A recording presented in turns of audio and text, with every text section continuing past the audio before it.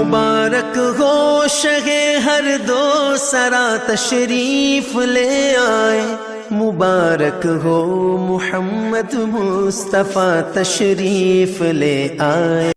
جب کوئی دکھیے کے کام آتا ہے اور اس کی اعانت کرتا ہے تو پھر وہ راضی ہو جاتے ہیں۔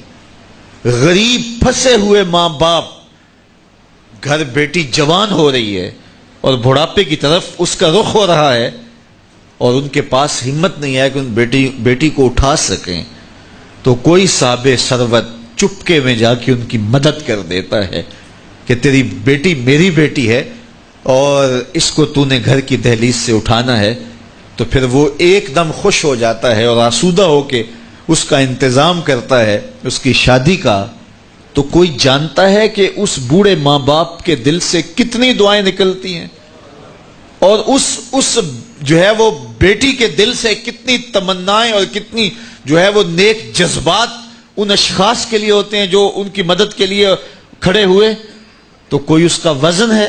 کوئی وزن نہیں کر سکتا کہ اللہ تعالیٰ اس کی برکت کتنی عطا کرتا ہے۔ تو میرے حضور نے ارشاد فرمایا، تمہیں جو رزق دیا جاتا ہے، مصائب سے تمہیں بچا لیا جاتا ہے، آتی آتی تکلیف ٹل جاتی ہے، تمہاری نصرت دشمن کے مقابلے میں ہوتی ہے، حاسدین کے مقابلے میں تم کھڑے ہو جاتے ہو۔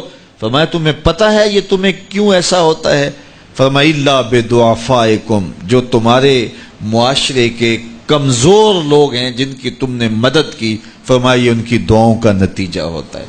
ان کے اٹھے ہوئے ہاتھ اللہ کبھی خالی نہیں موڑتا ہے۔ اس لیے لاچار لوگوں کی، دکھی لوگوں کی، بے بس اور بے آسرا لوگوں کی مدد کے لیے کھڑے ہو جایا کرو۔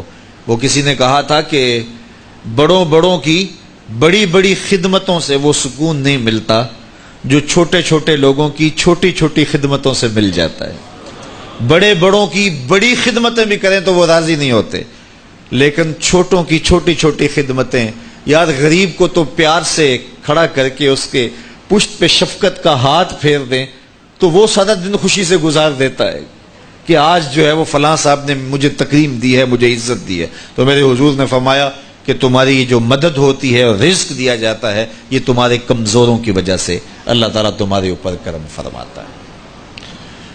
اچھا، ایک اور ذریعہ رزق کے اضافے کا حضرت عبداللہ ابن مسعود رضی اللہ تعالی عنہ کی مرویات سے۔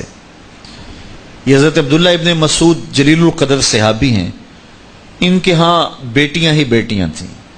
اچھا، جب ان کا آخری وقت آیا اور یہ بڑے سخت بیمار ہو گئے تو نزع کی سی کیفیت طاری ہو گئی، تو حضرت عثمان غنی رضی اللہ تعالیٰ عنہ ان کا حال پوچھنے آئے۔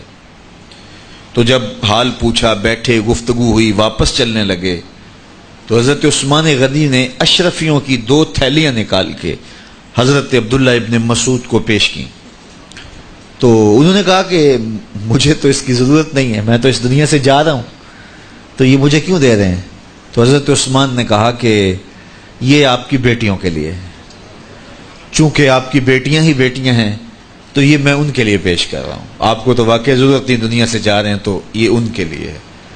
تو حضرت عبداللہ ابن مسعود نے پھر تھیلیاں موڑتے ہوئے کہا کہ میری بیٹیوں کو اس کی ضرورت نہیں ہے، اس لیے کہ میرے حضور نے فرمایا تھا کہ جس کے پاس سورہ واقعہ ہو اس کو غربت تنگ نہیں کر سکتی، تو میری بیٹیاں رات کو سونے سے قبل 1 مرتبہ سورہ واقعہ ضرور پڑھتی ہیں، اس لیے تم میری بیٹیوں کے بارے پریشان نہیں ہونا، اللہ کے فضل سے انہیں غربت تنگ نہیں کرے گی، ان کے پاس سورہ واقعہ جو موجود ہے۔